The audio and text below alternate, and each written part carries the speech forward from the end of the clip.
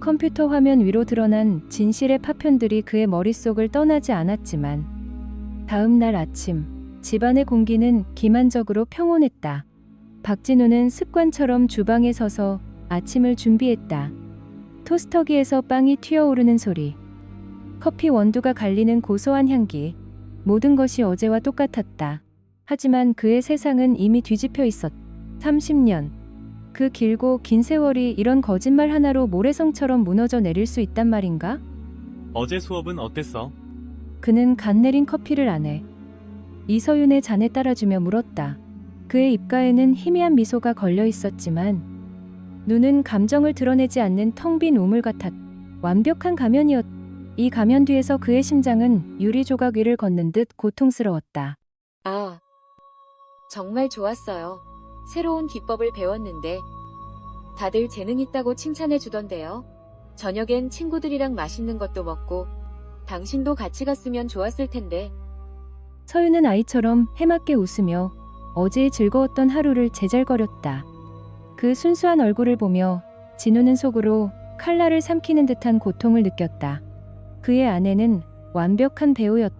그리고 그는 오늘부터 기꺼이 그녀의 상대역이 되어주기로 결심했다. 이 연극의 마지막 장은 자신이 직접 쓸 것이었다. 그날부터 박진우의 비밀 조사가 시작되었다. 그는 더 이상 묻지 않았다. 그저 관찰하고 기록하고 분석할 뿐이었다. 그는 서재 컴퓨터에 새로운 엑셀 파일을 하나 만들었다. 파일의 이름은 간단했다. 지출 내역. 마치 회사의 비자금을 추적하는 회계사처럼 그는 냉철해지려 애썼다. 첫 번째 열에는 날짜가, 두 번째 열에는 서윤이 말한 외출 명분이 적혔. 동호회 모임, 백화점 쇼핑, 봉사활동, 그리고 세 번째 열, 그가 카드사 홈페이지에서 밤새워 내려받은 상세 내역이 채워졌. 그녀가 친구들과 수다를 떨었다고 말한 날, 카드 결제 내역에는 강남의 5성급 호텔 시그니엘의 프렌치 레스토랑 이름이 찍혀 있었다. 그녀가 봉사활동으로 바빴다던 주말, 결제는 제주도의 롯데호텔 스위트룸에서 이루어졌다. 금액은 언제나 두 사람이 쓰기엔 과할 정도였다. 키보드를 두드리는 그의 손길은 냉정하고 기계적이었다. 감정은 배제되었다. 오직 데이터만이 화면을 채워나갔다. 행이 하나씩 추가될수록 배신감의 무게가 그의 어깨를 짓눌렀지만 그의 표정은 더욱더 차갑게 굳어갔다. 이건 단순한 실수가 아니었다. 이건 기만이고 계획적인 배신이었다. 그러던 어느 날 오후, 그는 외출 준비를 하는 아내의 핸드백에서 차 키를 꺼내려다 손끝에 차갑고 낯선 열쇠 하나가 걸리는 것을 느꼈다. 그것은 집 열쇠도 자동차 열쇠도 그가 아는 그 어떤 열쇠도 아니었다.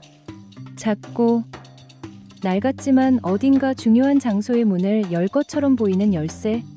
어쩌면 비밀 아지트? 아니면 은행의 개인 금고? 이 열쇠는 단순한 불륜의 증거가 아니었다. 그것은 그의 이해를 넘어서는 더 깊고 어두운 비밀의 문을 여는 열쇠처럼 느껴졌다. 그는 순간적으로 망설였다. 하지만 이내 아무렇지 않은 척 열쇠를 자신의 주머니에 깊숙이 넣었다. 서윤은 아무것도 눈치채지 못했다. 폭풍 전의 고요함은 며칠 더 이어졌다. 그리고 마침내 결정적인 증거가 스스로 모습을 드러냈다. 계절이 바뀐 옷을 정리하던 주말이었다. 그는 서윤의 옷장 깊숙한 곳, 겨울 코트들 뒤에 숨겨진 작은 쇼핑백을 발견했다. 까르띠에. 심장이 바닥으로 쿵 하고 떨어지는 소리가 들리는 듯했다. 그는 이 브랜드를 아내에게 선물한 적이 단 한 번도 없었다. 서윤은 이런 사치스러운 것에는 관심 없는 척 행동했었다. 그 모든 것이 연기였다니. 떨리는 손으로 상자를 열었다. 안에는 눈부신 다이아몬드 목걸이가 차가운 빛을 발하고 있었다. 그리고 그 아래 곱게 접힌 작은 카드 한 장. 그는 숨을 참고 카드를 펼쳤다. 유려한 필체로 이렇게 쓰여 있었다. 나의 단 한 사람에게. 김도현. 30년 지기 친구. 그의 사업이 어려울 때 아무 조건 없이 거액을 빌려주었던 친구. 아이들의 대부. 지난 여름에도 그의 가족 별장에서 함께 바비큐를 구웠던 친구. 그 이름이 그의 눈을 찔렀다. 세상이 무너져 내렸다. 진우는 그 자리에 주저앉았다. 손에 쥔 상자가 부서져라 힘을 주었지만 비명은 터져나오지 않았. 대신 지독한 침묵이 그를 집어삼켰다. 숨이 막혔다. 방 안의 모든 소리가 사라지고 오직 자신의 거친 숨소리와 심장이 미친 듯이 울리는 소리만 들렸다. 거대한 빌딩이 소리 없이 안으로 무너져 내리는 것처럼 그의 내면 세계가 완전히 붕괴하고 있었다. 그 어떤 분노의 외침보다도, 그 어떤 절망의 눈물보다도 그의 무서운 침묵이 훨씬 더 깊고 파괴적이었다. 그는 상자를 조용히 제자리에 돌려놓았다. 눈물은 흐르지 않았다. 지독한 고통은 이제 차가운 강철 같은 결심으로 변해 있었다. 그는 이 파멸의 설계를 혼자 할 수 없음을 알았다. 그에겐 건축가가 필요했다. 다음 날, 박진우는 자신의 카페로 향하는 대신 도시의 심장부에 있는 거대한 유리 빌딩으로 차를 몰았다. 파멸의 건축가를 만나기 위해서였다. 강남 최고의 승률을 자랑한다는 이강민 변호사의 사무실은 그의 명성만큼이나 차갑고 현대적이었다. 통유리 너머로 도시의 전경이 한눈에 들어왔지만 진우의 눈에는 아무것도 담기지 않았다. 그들이 제 돈으로 쓴 모든 것에 대해 단 1원까지도 대가를 치르게 하고 싶습니다. 이강민 변호사 앞에서 진우는 감정 없는 목소리로 말했다. 그의 목소리는 분노나 슬픔이 증발해버린 사막처럼 건조했다. 승률 높은 이혼 전문 변호사인 이강민은 수많은 의뢰인을 만나봤지만 진우와 같은 사람은 처음이었다. 보통 이런 경우 의뢰인들은 울거나 분노를 터뜨리거나 혹은 복잡한 심경에 말을 잇지 못했다. 하지만 눈앞에 이 남자는 마치 제3자의 사건을 보고하는 분석가 같았다. 박 선생님, 솔직히 말씀드리자면 부부 사이의 금전 거래를 금융 사기로 엮는 것은 법적으로 매우 까다로운 문제입니다. 아내분께서 쓰신 돈은 법원이 부부 공동 생활비의 일부나 증여로 판단할 가능성이 높습니다. 단순히 감정적으로 대응하시면 오히려 역풍을 맞을 수 있습니다. 법은 감정이 아니라 증거로 말하니까요. 진우는 대답 대신 가지고 온 서류 가방을 열었다. 그리고 두툼한 파일 하나를 변호사 앞 테이블에 조용히 올려놓았다. 파일의 표지에는 증거 자료라고 인쇄되어 있었다. 이강민 변호사는 파일을 열었다. 첫 장에는 지난 6개월간의 카드 내역과 아내의 외출 명분을 날짜별로 정리한 엑셀 시트가 있었다. 호텔, 레스토랑, 명품 구매 내역이 아내의 거짓말과 한치의 오차도 없이 일치했다. 다음 장에는 까르띠에 보석 상자와 그 안에 있던 쪽지를 찍은 고화질 사진이 있었다. 변호사의 눈썹이 살짝 올라갔다. 이 정도의 치밀함이라니. 아마추어의 솜씨가 아니었다. 이것은 복수를 위해 모든 것을 건 남자의 작품이었다. 단순히 이혼만 하려는 게 아닙니다. 저는 형사 고소를 원합니다. 명백한 사기죄입니다. 저를 기망하고 제 재산을 편취했습니다. 진우의 단호한 말에 이강민 변호사의 태도가 바뀌었. 그는 더 이상 상처 입은 남편을 대하는 것이 아니었. 그는 지금 차가운 복수를 계획하는 전략가와 마주 앉아 있었. 존경심과 함께 서늘한 두려움이 그의 등줄기를 스쳤다. 그는 진우의 눈에서 활활 타오르는 지옥불을 보았다. 알겠습니다. 선생님의 의지는 확실히 알겠습니다. 이 자료들은 매우 강력한 정황 증거입니다. 하지만 유죄 판결을 받아내려면 그들이 불륜 관계이며 공모했다는 직접적인 증거가 더 필요합니다. 두 사람이 함께 있는 영상이나 그들의 계획이 담긴 대화 녹음 같은 건 말입니다. 직접적인 증거라. 진우는 변호사의 말을 되뇌었다. 네. 그들이 빼도 박도 못할 증거 말입니다. 법정은 생각보다 보수적입니다. 심증만으로는 부족합니다. 판사를 완벽하게 설득시켜야 합니다. 이강민 변호사는 자리에서 일어나 통유리 창밖을 내다보며 구체적인 전략을 제시하기 시작했다. 그의 목소리에는 이제 흥분감마저 깃들어 있었다. 우선 이혼 소송과 함께 사기죄로 형사 고소를 동시에 진행할 겁니다. 민사와 형사를 함께 압박하는 거죠. 재산 분할 소송에서는 아내분의 유책 사유를 들어 최대한 불리한 판결을 이끌어낼 겁니다. 선생님의 돈으로 불륜 상대에게 선물을 하고 유흥을 즐겼다는 점을 집중적으로 부각시켜 재산 분할 비율을 최소화하는 겁니다. 동시에 형사고소를 통해 그들을 범죄자로 만드는 겁니다. 사회적 명예와 돈, 그들이 가장 소중히 여기는 두 가지를 모두 무너뜨리는 겁니다. 친구분인 김도연 씨는 사업가라고 하셨죠? 업무상 횡령이나 다른 금융범죄의 가능성도 열어두고 압박해야 합니다. 한번 무너지기 시작하면 걷잡을 수 없을 겁니다. 진우는 묵묵히 고개를 끄덕였다. 그의 머릿속에서는 이미 다음 단계가 그려지고 있었다. 법이 더 확실한 증거를 원한다면 기꺼이 가져다 줄 생각이었다. 스스로 법의 경계선을 넘어서는 한이 있더라도. 상담이 끝나고 그는 변호사에게 마지막으로 물었다. 아내의 차에 녹음기를 설치하거나 핸드폰의 위치 추적 앱을 까는 건 불법입니까? 이강민 변호사는 잠시 침묵하다가 법률가로서가 아닌 조력자로서 대답했다. 법정에서 증거로 채택되기는 어렵습니다. 통신비밀보호법 위반의 소지가 있죠. 하지만 그 증거를 통해 다른 합법적인 증거를 찾아낼 수는 있겠죠. 예를 들어 그들이 특정 호텔에 있다는 것을 미리 알고 그 앞에서 합법적으로 사진을 찍는 것처럼 말입니다. 그것은 위험한 제안이었지만 동시에 완벽한 승리를 위한 유일한 길처럼 들렸다. 변호사 사무실을 나서는 진우의 발걸음은 더 이상 피해자의 것이 아니었다. 그는 이제 사냥꾼이었다. 그리고 그는 자신의 손으로 직접 덫을 놓기로 결심했다. 아주 교묘하고 절대로 빠져나갈 수 없는 덫을. 그 덫의 첫 번째 조각은 아이러니하게도 선물이었다. 일주일 후 이서윤은 거실에서 들뜬 목소리로 봉사활동을 빙자한 미뤄여행 계획을 알렸다. 여보, 주말에 동호회에서 봉사활동 가요.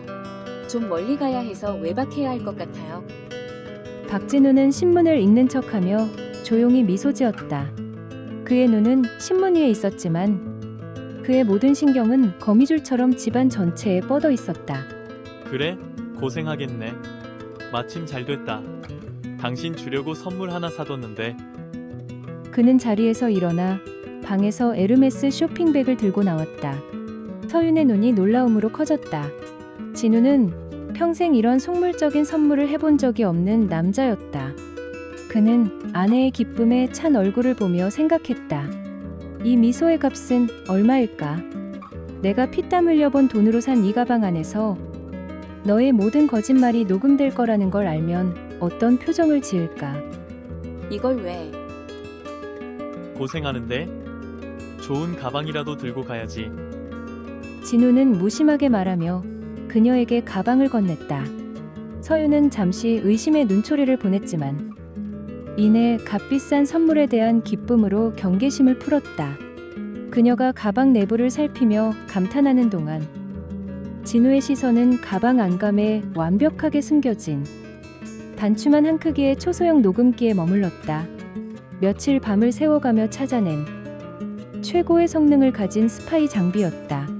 그것은 조용히 그들의 모든 비밀을 집어삼킬 준비를 하고 있었다. 주말이 되자 진우는 아내를 문 밖까지 배웅했다. 그리고 그녀의 차가 시야에서 사라지자마자 그는 자신의 차에 올라탔다. 핸드폰 화면에는 아내의 위치를 실시간으로 보여주는 위치 추적 앱이 켜져 있었다. 그녀의 차는 봉사활동 장소인 강원도 산골이 아닌 남쪽의 바다를 향해 달리고 있었다. 최종 목적지는 부산 해운대의 6성급 호텔이었다. 진우는 호텔 건너편의 한적한 카페 창가에 자리를 잡았다. 쓰디 쓴 아메리카노를 마시며 그는 망원 렌즈를 장착한 카메라를 점검했다.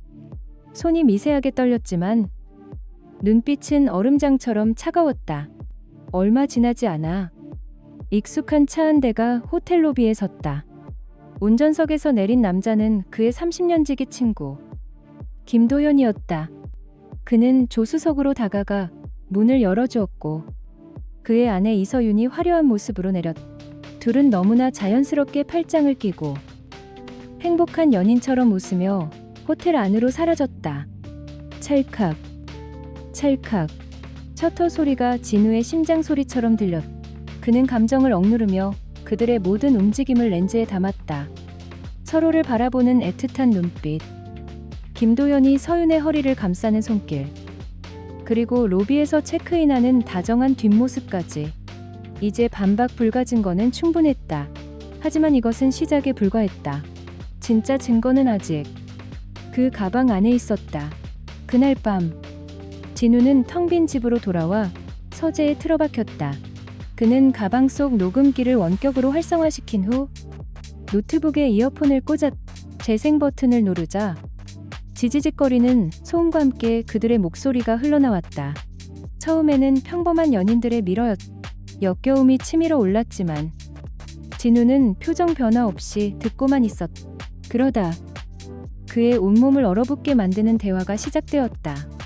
진짜 이래도 돼? 그 사람 카드인데.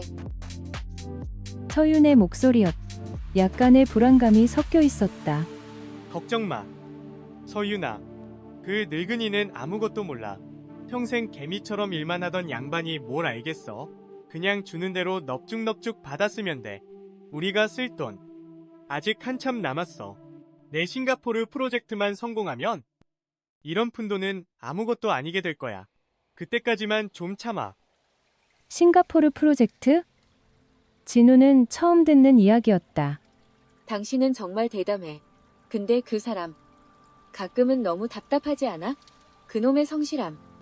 가끔은 숨이 막힐 것 같다고. 그러게 말이야. 그런 재미없는 남자랑 어떻게 30년을 살았어? 그래도 덕분에 우리가 이렇게 편하게 즐기잖아. 그 양반 퇴직금까지 싹 다 긁어모아서 우리 미래를 위해 써야지. 진우의 귀에 그들의 경멸 어린 웃음소리가 비수처럼 꽂혔다. 단순한 배신이 아니었다. 존경은커녕 경멸과 조롱의 대상이었다. 그래도 우리 공동명의 예금은 어떻게 해? 그건 서류가 복잡하던데. 그것도 내가 다 방법 알아놨지? 인감도 장만 몰래 빼돌리면 돼.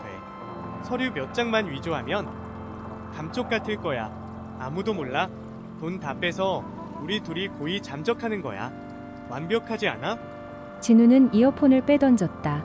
심장이 얼음장처럼 차가워졌다. 이것은 단순한 불륜이 아니었다. 처음부터 철저하게 계획된 금융사기 음모였다. 자신의 전 재산을 빼돌리고 버리려는 끔찍하고 조직적인 계획. 30년의 우정도, 30년의 결혼 생활도, 모든 것이 이 거대한 사기극을 위한 무대장치에 불과했다. 박진우는 녹음 파일을 껐다. 방 안의 침묵이 이제는 더 이상 고통스럽지 않았다. 그것은 이제 분노가 이성을 집어삼킨 야수의 침묵이었고 심판의 날을 기다리는 집행인의 침묵이었다.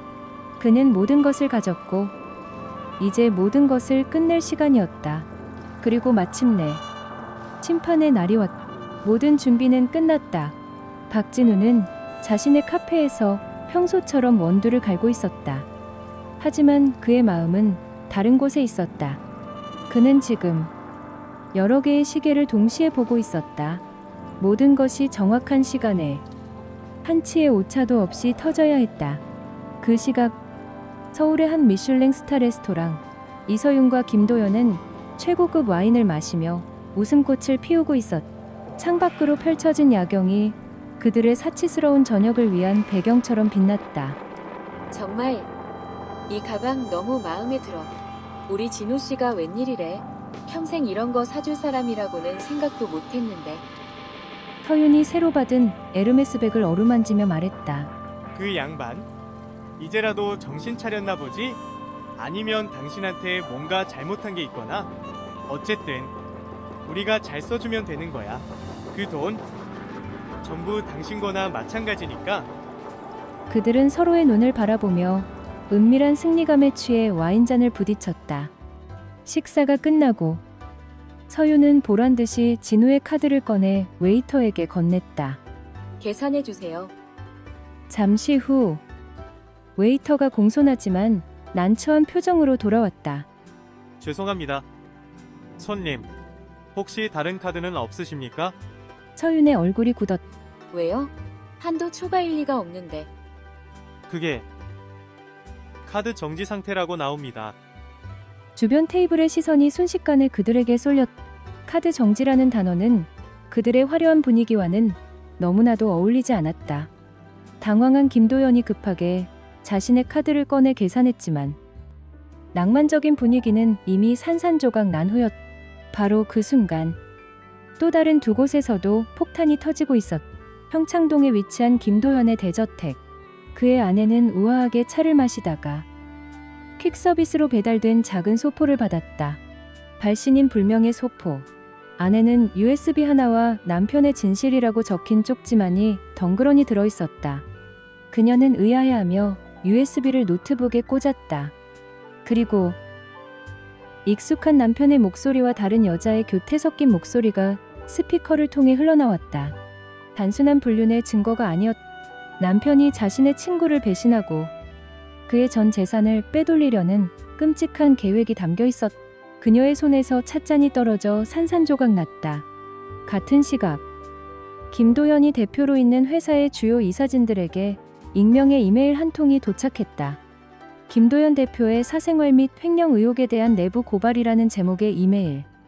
첨부 파일에는 호텔 사진, 카드 내역, 그리고 그들의 추악한 대화가 담긴 녹음 파일이 들어있었다. 그리고 이 모든 일이 벌어지는 동안 박진우와 이강민 변호사는 조용히 경찰서 지능범죄수사팀에 앉아 있었다. 진우가 몇 주에 걸쳐 정리한 두툼한 증거 자료 처리 담당 형사 앞으로 제출되었다. 형사는 자료를 넘겨보며 놀라움을 감추지 못했다. 이건 전문가 수준이군요. 이강민 변호사가 조용히 말했다. 이제 시작입니다. 밤 10시. 잔뜩 화가 난 채 집으로 돌아온 서유는 어둠에 잠긴 거실에 놀랐다. 여보, 집에 있어요? 그때 거실 소파 쪽에서 작은 스탠드 조명이 탁 켜졌다. 그 아래 박진우가 그림자처럼 앉아 있었다. 그의 앞 테이블 위에는 서류 파일 하나만이 덩그러니 놓여 있었다. 분위기가 심상치 않음을 느낀 서윤의 목소리가 날카로워졌다. 대체 어떻게 된 거예요? 왜 카드가 정지된 건데? 망신당한 거 알아요? 진우는 대답하지 않았다. 그는 그저 턱짓으로 테이블 위의 파일을 가리켰다. 마지막 대면의 시간이었다. 서윤은 신경질적으로 파일을 열었다. 첫 장은 빼곡한 카드 내역서였다. 다음 장은 부산 호텔 로비에서 김도연과 팔짱을 끼고 있는 자신의 모습이 담긴 사진이었다. 그녀의 얼굴에서 핏기가 가시기 시작했다. 마지막 장을 넘겼을 때 그녀는 숨을 쉴 수 없었다. 그들의 목소리, 그들의 비밀스러운 계획이 한자 한자 활자로 밝혀 있었다. 이게 뭐야? 30분 주지. 진우가 마침내 입을 열었. 그의 목소리에는 일말의 감정도 실려있지 않았. 30분 줄 테니 당신 짐 챙겨. 그 후엔 우리 경찰서에서 봅시다. 그것은 남편의 말이 아니었다. 그것은 자신을 배신한 모든 것에 대한 차가운 사형 선고였다. 박진우가 쏘아 올린 복수의 신호탄은 이제 막 거대한 폭풍을 몰고 오기 시작했다. 이것은 끝이 아니었. 파멸의 시작일 뿐이었다. 증남 저단. 박진우가 쏘아 올린 복수의 신호탄은 이제 막 거대한 폭풍을 몰고 오기 시작했다. 이것은 끝이 아니었다. 파멸의 시작일 뿐이었다. 그 몰락은 생각보다 빠르고 잔혹하게 찾아왔다. 다음 날 아침 경제뉴스 헤드라인은 온통 한 사람의 이름으로 도배되었다. 속보 IT기업 넥스트 이노베이션 김도연 대표 거액의 사기 혐의 조사로 긴급 직무정지. 기사는 박진우가 제공한 자료를 바탕으로 한 내부 고발 형식으로 터져나왔고 김도연이 쌓아 올린 성공의 탑은 순식간에 무너져 내렸다. 회사의 주가는 개장과 동시에 폭락했고 투자자들의 항의 전화가 빗발쳤다. 이사회는 긴급 소집되어 글을 내쳤으며 어제까지 충성을 맹세하던 믿었던 동료들은 그를 외면했다. 며칠 뒤 그의 아내는 이혼 서류와 함께 그의 모든 짐을 집 밖으로 내던졌다. 한때 세상을 다 가진 듯했던 남자는 이제 차가운 구치소에서 자신의 죄값을 기다리는 신세가 되었다. 이서윤의 세상 역시 속절없이 무너졌다. 그녀가 매일 드나들던 백화점 VVIP 라운지와 고급 피트니스 클럽에서는 더 이상 그녀를 반겨주지 않았다. 어제까지 함께 웃고 떠들던 친구들은 그녀의 전화를 피했고 그녀가 속해 있던 모든 사교 모임의 단체, 채팅방에서는 그녀가 강제로 퇴장당했다. 그녀는 투명인간이 되었다. 절박한 마음에 가장 친하다고 믿었던 친구에게 전화를 걸었지만 돌아온 것은 얼음처럼 차가운 목소리였다. 미안하지만 우리 남편이 당신이랑 엮이지 말라고 하네. 당분간 연락하지 말아줬으면 좋겠어. 전화는 매정하게 끊겼다. 그리고 마침내 법원에서 날아온 차가운 소환장 한 장이 그녀의 남은 자존심마저 산산조각 냈다. 결국 벼랑 끝에 몰린 그녀가 찾아갈 곳은 단 한 곳뿐이었다. 며칠 후 비가 추적추적 내리는 오후였다. 진우의 카페 문이 조심스럽게 열리고 헬쑥한 모습의 서윤이 들어섰다. 화려했던 명품 옷은 간대었고 지친 기색이 역력한 얼굴이었다. 그녀는 손님이 없는 것을 확인하고는 진우에게 다가와 그의 앞에 무릎을 꿇었다. 여보, 내가 다 잘못했어요. 제발. 제발 한 번만 용서해줘요. 그 사람이 시키는 대로 했을 뿐이에요. 난 정말 외로워서 그랬어요. 그녀는 30년 결혼 생활 동안 한 번도 보인 적 없는 비굴한 모습으로 울며 매달렸다. 하지만 진우의 마음은 조금도 움직이지 않았다. 그는 그저 텅 빈 눈으로 그녀를 내려다볼 뿐이었다. 승리감도 동정심도 없었다. 오직 지독한 공허함만이 그의 내면을 채우고 있었다. 외로웠다고? 그는 속으로 비웃었다. 그 외로움을 달래기 위해 내 돈으로 호텔 스위트룸을 예약하고 명품을 사들였나? 일어나. 내 눈물은 이제 나한테 아무런 힘이 없어. 진우가 차갑게 말했. 그는 주머니에서 자꾸 낡은 열쇠 하나를 꺼내 테이블 위에 놓았다. 이 모든 비극의 시작을 함께했던 그 낯선 열쇠였다. 이걸 어떻게? 서윤의 눈이 경악으로 물들었다. 경찰이 이 열쇠로 열리는 은행 개인금고를 찾았다고 하더군. 그 안에서 뭐가 나왔는지 알아? 당신과 김도연이 함께 계획한 싱가포르 프로젝트 관련 서류들. 전부 위조된 투자 계약서였지. 당신과 내 공동 예금을 빼돌리기 위한 완벽한 시나리오더군. 심지어 우리 두 사람의 위조 여권과 해외 도피 계획서까지 들어있었어. 이건 단순한 불륜이나 카드 부정 사용이 아니야. 조직적인 사기 행위지. 그 서류들이 당신들의 모든 것을 증명해 줄 거야. 서윤의 얼굴에서 마지막 핏기마저 사라졌. 그녀는 그 자리에 주저앉아 더 이상 아무 말도 하지 못했다. 돈, 명예, 남편, 친구, 그리고 이제는 자유까지. 그녀는 모든 것을 잃었다. 자신이 저지른 탐욕과 배신의 대가가 얼마나 끔찍한지 비로소 깨달은 것이다. 그녀의 흐느낌이 텅 빈 카페 안을 울렸지만 진우에게는 멀리서 들려오는 소음처럼 느껴질 뿐이었다. 진우는 무너져 내린 아내의 모습을 잠시 바라보았다. 그는 복수가 끝나면 후련할 줄 알았다. 통쾌한 승리감에 취해 축배를 들 수 있을 줄 알았다. 하지만 그의 가슴 속에는 아무것도 남지 않았다.